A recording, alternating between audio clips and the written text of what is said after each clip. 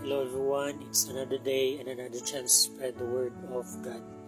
So let's keep on sharing the word of our Lord, guys, and hope that the light of the gospel of our Lord Jesus Christ may touch someone's heart, and that he will be converted and be saved. So the power of conversion, guys, through the Holy Spirit is in the world. It is in the Word of God. So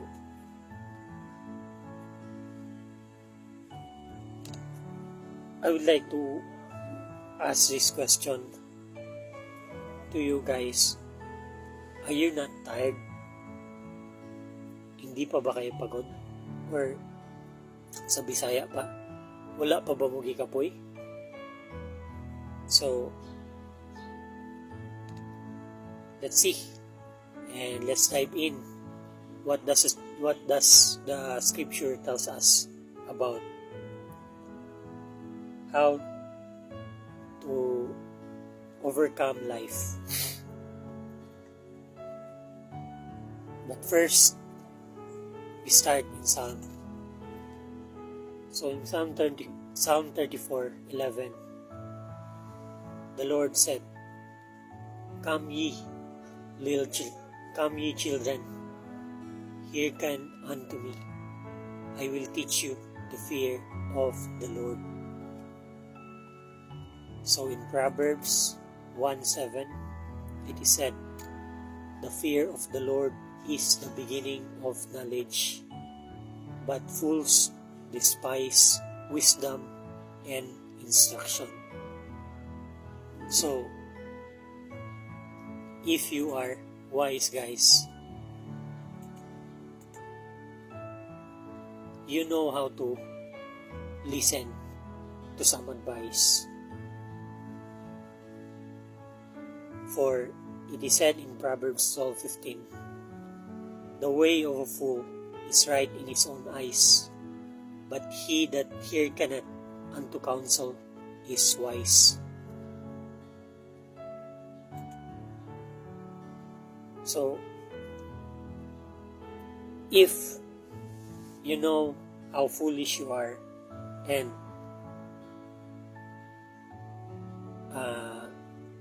you think that you are not that good enough, and you keep comparing yourselves to others, that nga, yung iba kasi swerte sila kasi mas matalino sila eh.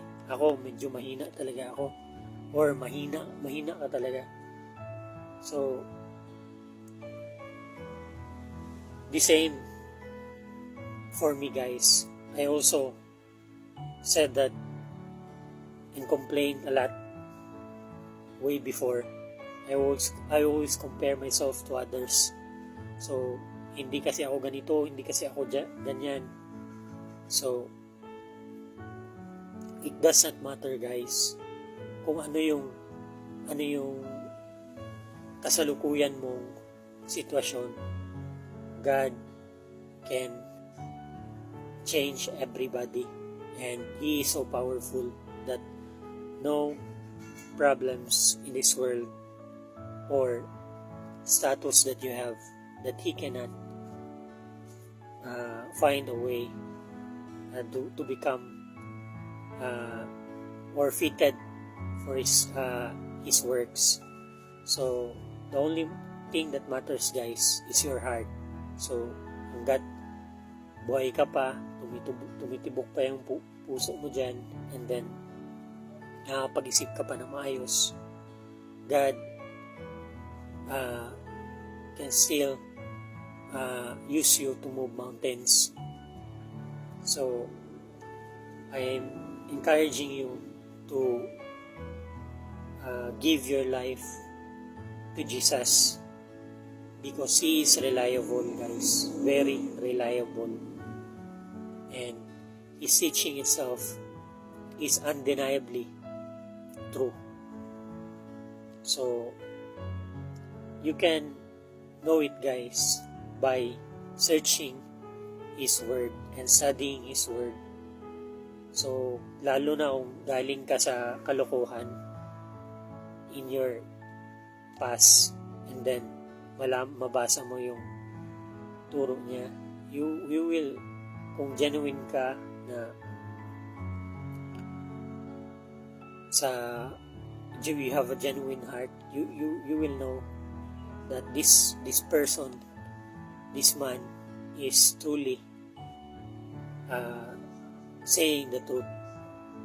So it is said in James 1:5, if any one of you lack wisdom, let him ask of God, that giveth to all men liberally, and upbraideth not, and it shall be given him.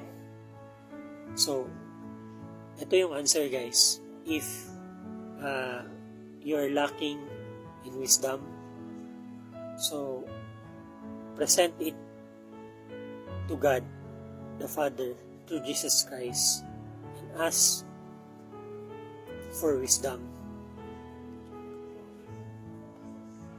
So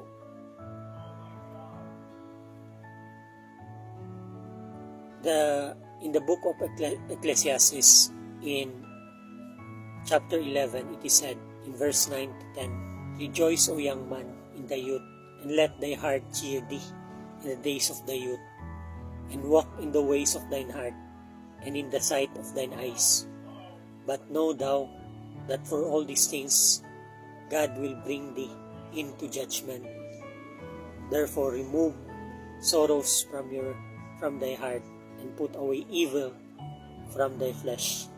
For childhood and youth are vanity.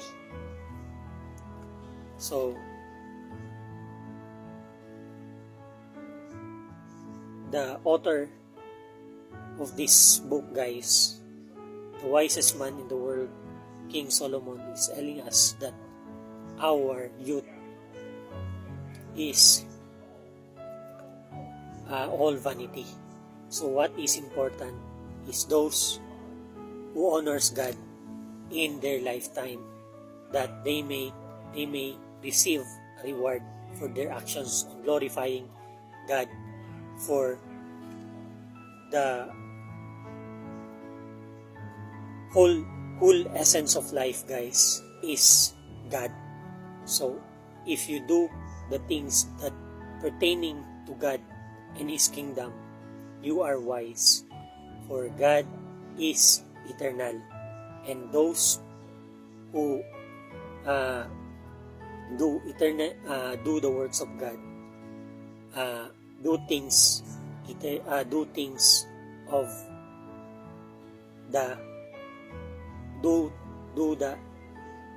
things of eternal, which is the works of God, and their works, guys, will not perish and will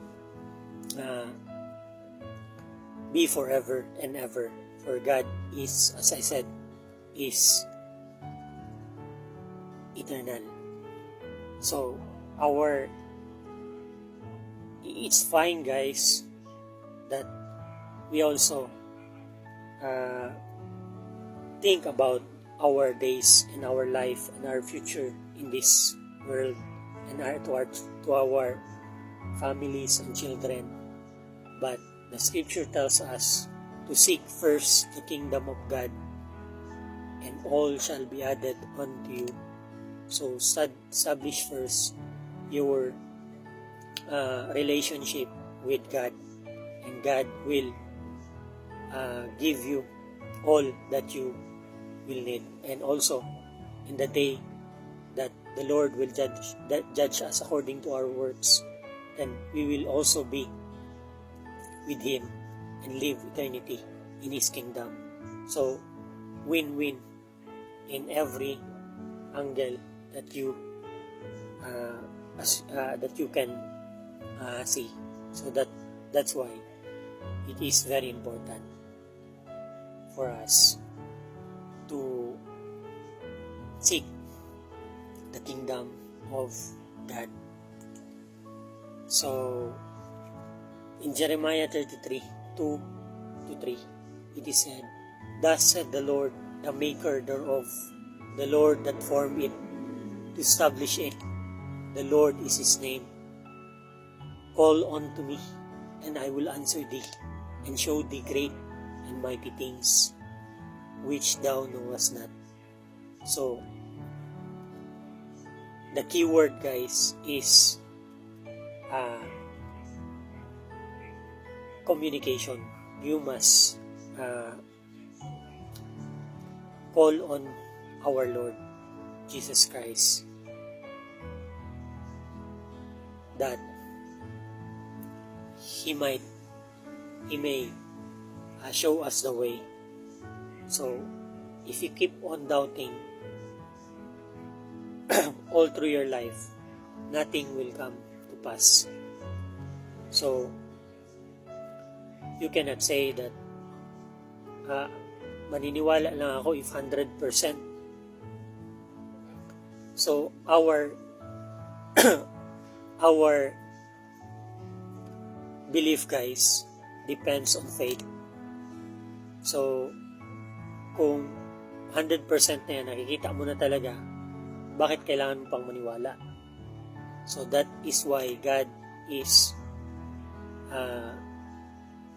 putting us to the test and give us the free will to choose and believe in Him through faith that He is truly the one and true God of all heaven and earth.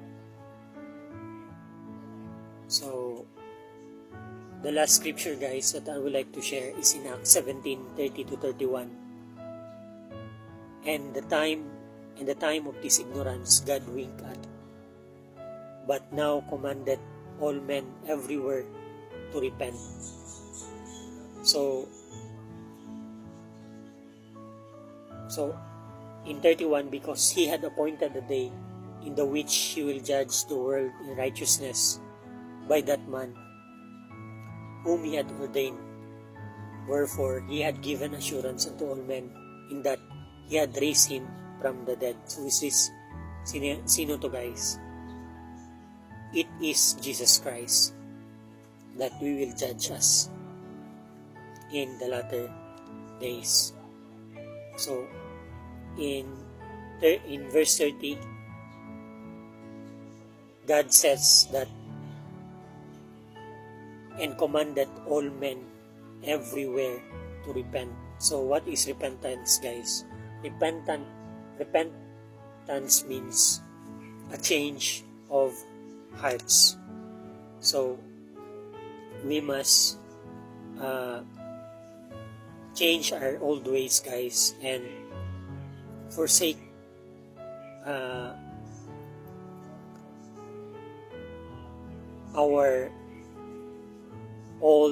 our old and negative ways, so that our faith might be justified. So, we need to change. Kailangan nating baguhin yung mga dati nating mga hindi mabubuting gawain. And then, we focus on what is good according to God's commandment. So, kung nandyan ka pa at the moment sa addictions mo, whatever it is, it's fine, but we need to repent. Kailangan mong pagsisihan. Kailangan mong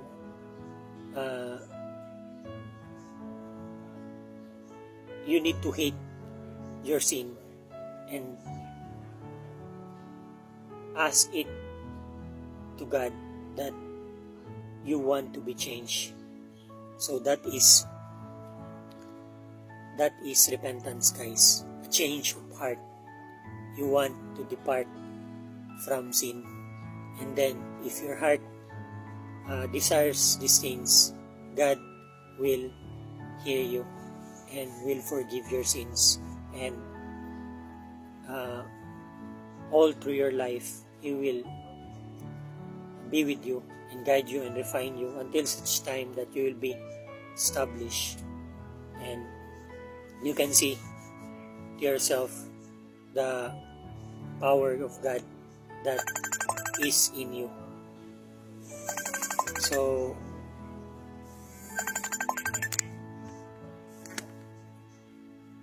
that's all, guys. And as I always said, that's all. Depart from evil. And let's all fear God and depart from evil. All glory and honor to our God forever and ever. In Jesus' mighty name, we pray. Amen. Thank you, guys.